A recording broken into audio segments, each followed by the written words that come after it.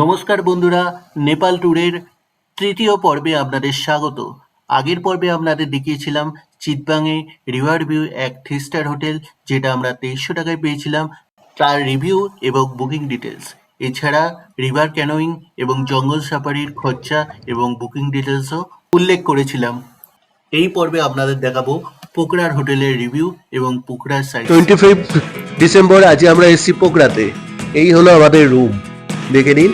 আমরা অনেক খোঁজাখুঁজি করে আলটিমেটলি একটা ভালো লেক ভিউ রুম বুক করেছি। এবার চলে আসুন ব্যালকনি, যে কারণে এই রুমটা নেয়া।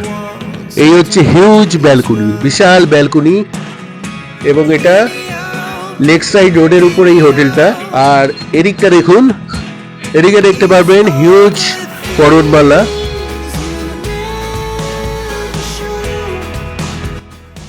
হ্যালো বন্ধুরা, আমরা এখন চলেছি স্তূপা। আজ আমরা সারাংকোটে এসেছি সানরাইজ দেখতে। Hello, bye bye Chitwan. আমাদের চিতওয়ানের সময় খুব ভালো কেটেছে। আমরা অনেক পশু পাখি দেখেছি। আমরা আমাদের ফার্স্ট ডেস্টিনেশনটা খুব ভালোভাবে করেছি। একদম। এবার আমরা পোখরায় যাচ্ছি। এবার আমরা পোখরা রওনা দিলাম। চিতবানে হোটেল থেকে বেরিয়ে আপনারা দেখতে পাবেন অন্নপূর্ণা রেঞ্জের সুন্দর দৃশ্য। এই দৃশ্য দেখতে দেখতে আমরা চললাম পোখরার উদ্দেশ্যে। আগের পর্বেই আপনাদের জানিয়েছিলাম যে চিতবান থেকে পোখরা যাওয়ার রাস্তা কাজের জন্য বেলা 11টা থেকে দুপুর 3টে পর্যন্ত বন্ধ থাকে। তাই আপনি যদি হোটেল থেকে 10টার মধ্যে না বেরোতে পারেন, তাহলে ওই জায়গায় পৌঁছাতে পারবেন না, কারণ ওই জায়গাটা আপনার হোটেল থেকে 1 ঘন্টা লাগবে। আমরা ব্যাপারটা জানতে না পেরে আমাদের চেক আউট ও অন্যান্য ফর্মালিটির সাথে 10:30 বেজে গিয়েছিল। তখন আমরা জানতে পেরে আমরা ডিসাইড করলাম যে যেহেতু ওই পয়েন্টে 11টার মধ্যে কোনো মতেই পৌঁছানো সম্ভব না, তাই আমরা হোটেলে আর একটু বেশিক্ষণ স্টে করে লাঞ্চ সেরে 1টা নাগাদ বেরোবো। অর্থাৎ আমাদের মনোকামনা টেম্পল যাওয়ার প্ল্যান আজকের দিনে বাতিল করতে হলো। যাই হোক, দুপুর 2টো নাগাদ ওই পয়েন্টে পৌঁছে একটা অদ্ভুত ঘটনা দেখলাম। জাস্ট আগের দিন থেকে রাস্তা বন্ধের টাইমিং চেঞ্জ হয়ে 12টা থেকে 4টে হয়েছে। অর্থাৎ আমাদের আরও 2 ঘন্টা ওই পয়েন্টে ওয়েট করতে হবে। এবার আমরা ওই পয়েন্টে এসে পৌঁছালাম যেখান থেকে রাস্তা বন্ধ ছিল। এতদূর পর্যন্ত রাস্তা ভালোই ছিল, এরপর খারাপ রাস্তাঘাট তো অপেক্ষা করেই আছে। 2 ঘন্টা বোর হয়ে চায়ের অর্ডার দিলাম। ভালো। সব ভালো আছে। এই জ্যামের মধ্যে এতক্ষণ সময় কাটানোর পরে চা খাচ্ছি। এইবার এই 4টের সময় ছাড়বে। প্রায় 2টো থেকে ওয়েট করছি, তাই তো? আমরা 2টো থেকে 2 ঘন্টা হয়ে গেল। ঠিক 4টের সময় রাস্তা খুলে দিল, গাড়িগুলো সব হনহন করে চলতে শুরু করলো। আপনারা যারা চিতবাং থেকে পোখরা যাবেন তারা রাস্তা বন্ধের টাইমটা মাথায় রেখে আর্লি মর্নিং বেরোনোর চেষ্টা করবেন, যাতে ওই দিনে মনোকামনা টেম্পল কভার করে পোখরায় পৌঁছাতে পারে। কারণ পোখরা থেকে কাঠমান্ডু যাওয়ার দিন যদি আপনারা এই মন্দিরটা দর্শন করার প্ল্যান করে থাকেন, তাহলে সেই দিন অনেক সময় লেগে যাবে, দিনটা পুরো হেক্টিক হয়ে যাবে। 10 থেকে 12 ঘন্টা সময় লেগে যেতে পারে কাঠমান্ডু পৌঁছতে। এবার আপনাদের রাস্তা খারাপের কিছু নমুনা দেখাচ্ছি। সম্ভবত এই কনস্ট্রাকশন কাজের জন্যই কিছুটা আগে থেকে রাস্তা ক্লোজ ছিল।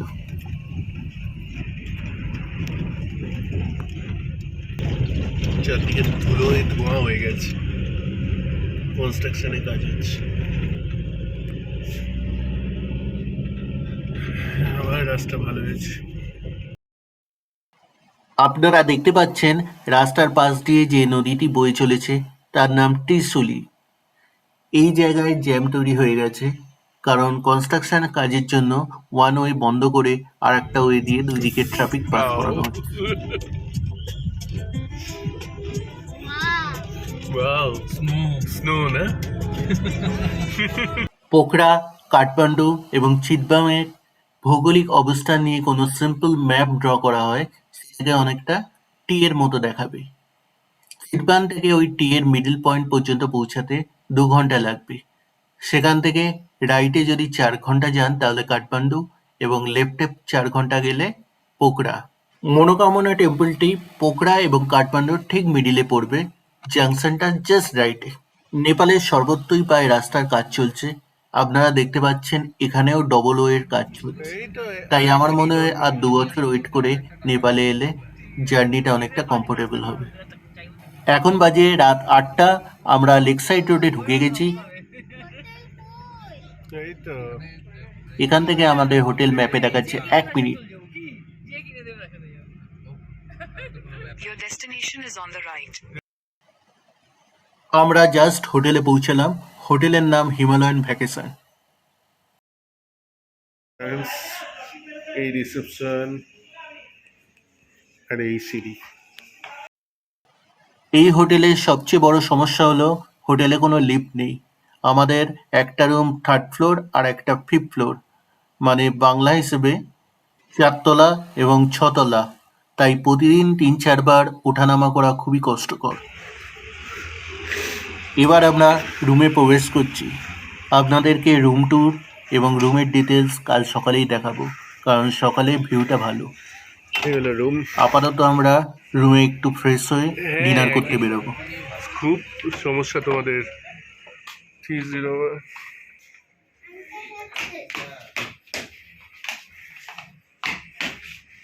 এই হলো রুম।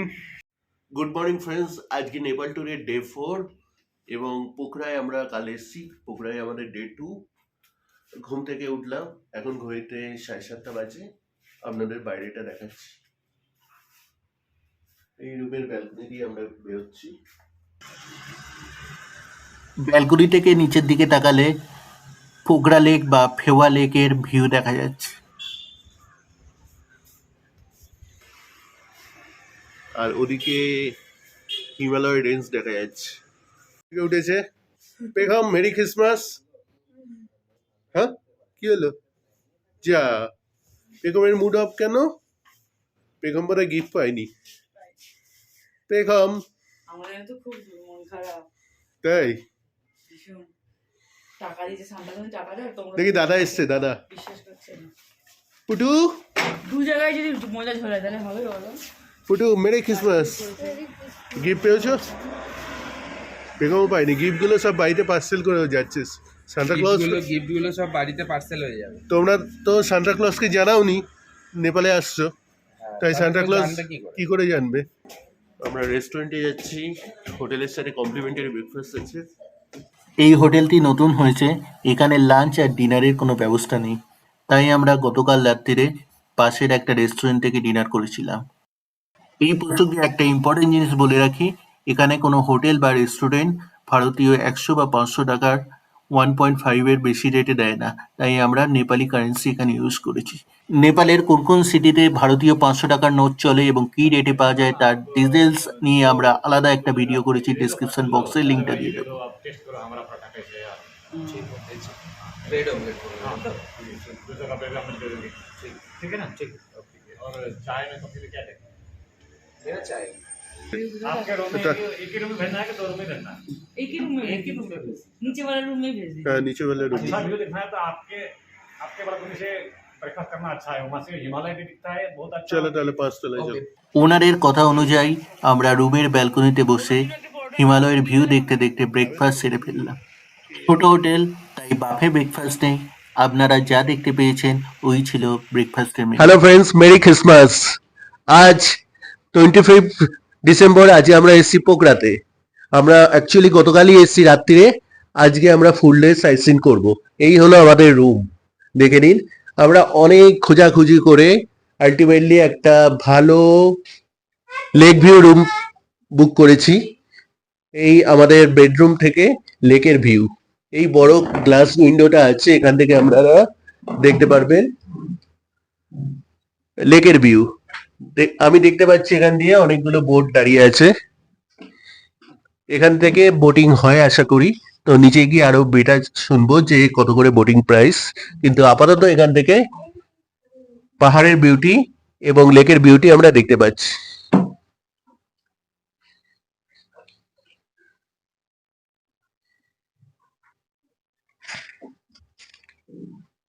এবার চলে আসুন ব্যালকনি, যে কারণে এই রুমটা নেয়া। আমি এবার ব্যালকনির দিকে যাচ্ছি।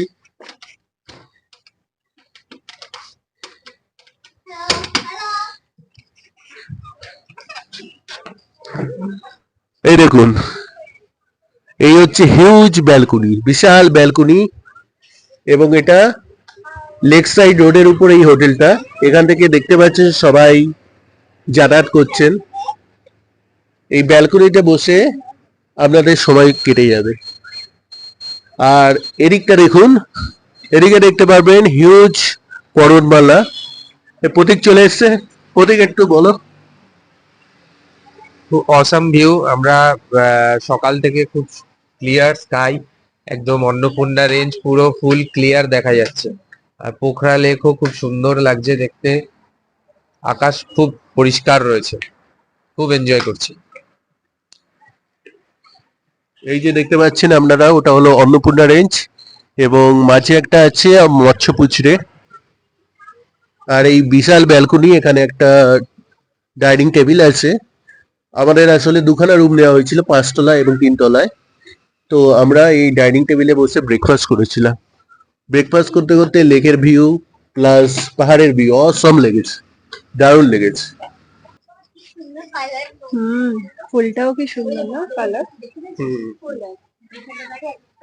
উপর থেকে পুরো গাছ।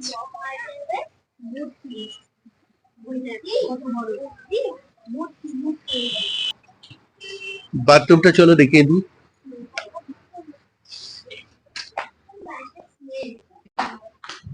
রুমের মধ্যে কি আছে আপনারা দেখতে পাচ্ছেন, একটা ডবল বেড আর একটা সিঙ্গেল বেড। ডবল বেডরুমে একটা কাপল এবং বাচ্চা আরামসে হয়ে যাবে। তার সাথে থার্ড অ্যাডাল্ট থাকলে একটা ছোট্ট বেড আছে, সিঙ্গেল বেড। এছাড়া আছে জামা কাপড় রাখার জন্য র্যাক, মোটামুটি মিডিয়াম সাইজের। একটা এলসিডি টিভি, যদিও আমরা চালাইনি, কারণ আমরা ঘুরতে বেরোলে আমরা টিভি চালাই না জেনারেলি, দরকার পড়ে না, যদি না ইন্ডিয়ার খেলা থাকে ক্রিকেট। আচ্ছা, এই হলো ছোট্ট একটা মিরর। আচ্ছা, এখানে এসিও আছে, মনে হয় গরমকালে দরকার হবে, এখন ডিসেম্বর মাস, তাই কোনো দরকার নেই। অনেকগুলো প্লাগ পয়েন্ট আছে, প্লাগ পয়েন্টের কোনো সমস্যা নেই। চার্জিং পয়েন্ট অনেকগুলো দেখতে পাচ্ছি, 1 2 3, ওদিকে 4। ওকে, আর এই হলো বাথরুম। বাথরুমটা সাইজে একটু ছোট, কিন্তু একটা প্রবলেম যে এটা অনেকটা উঁচুতে, প্রায় 1 ফুটের কাছাকাছি উঁচুতে উঠতে হবে। হ্যাঁ, মগ বালতি দেয়নি, সেটা পেখম বলে দিল। এবং গরম জলের কোনো সমস্যা নেই, গিজারের জল আসছে। গিজার আমরা দেখতে পাচ্ছি না, হয়তো সেটেলাইজ আছে। সকালে কমপ্লিমেন্টারি ব্রেকফাস্ট দিচ্ছে এরা, আর 2 বোতল করে কমপ্লিমেন্টারি মিনারেল ওয়াটার দিচ্ছে প্রতিদিন। আমরা এখন হোটেলের ওনারের সাথে মিট করছি। He is our hotel owner, and we'll talk to him. That so sir, what kind of room you have? This Sir, namaste. We have 4 kinds of room. One is super leg view queen room, queen size room, and the other one is AC deluxe room with private balcony. The other one is a standard room. We also have a standard family room. So altogether 4 types of rooms. And the first type of room costs you 3,500 Nepali rupees per night on BV basis. And the other one, the Queen Deluxe or Twin Deluxe room costs you 2,500 rupees per night on breakfast basis. And the other standard one costs you 2,000 rupees per night on breakfast basis. and please tell your contact number and how people can book. Actually, I think from India, the best way to contact me is you can WhatsApp me. I had a WhatsApp number from Nepal that is +977, my country code, and my mobile number is 9846033549. I am Mr. Krishna Sharma. Okay. Thank you very much, sir. আমরা বুকিংয়ের জন্য প্রথমে ওনারের সাথে direct কথা বলেছিলাম, কিন্তু উনি ৩৫০০ নেপালি টাকা অর্থাৎ ২১৮০ ইন্ডিয়ান রুপিস চাইছিলেন। তাই জন্য আমরা booking.com থেকে বুক করলাম। পার রুম পার নাইট ১৪৫০-এর মধ্যে পেয়ে গেছি। আজকে আমরা বলবো যে এই হোটেলের কি কি ড্রব্যাক আছে বা ইমপ্রুভমেন্টের এরিয়া আছে। এক তো ওর পিছনের এই জানলাগুলো এত শর্ট হাইটে এবং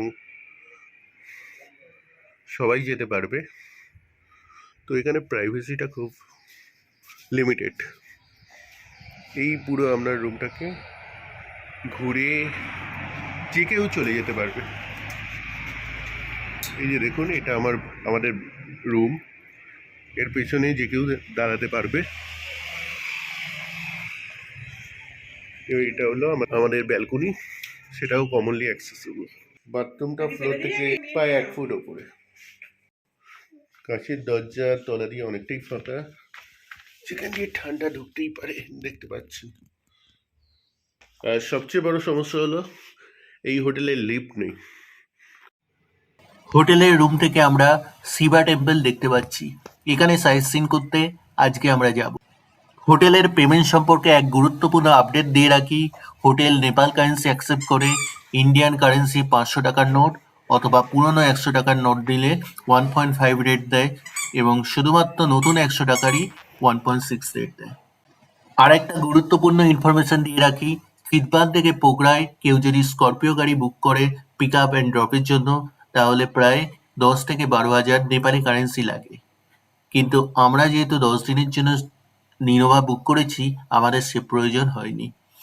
ইনোভা বুকিংয়ের খরচ এবং অন্যান্য যাবতীয় ডিটেলস নিয়ে আমরা প্রথম পর্বে আলোচনা করেছি, কারোর দরকার হলে দেখে নিতে পারে। ভিডিওটি বড় হয়ে যাওয়ার কারণে পোকরার সাইট সিন, সাহানকোটের সানরাইজ এবং পোকরা লেকের বোটিং ইত্যাদি জিনিসগুলো আমরা নেক্সট পর্বে তুলে ধরেছি।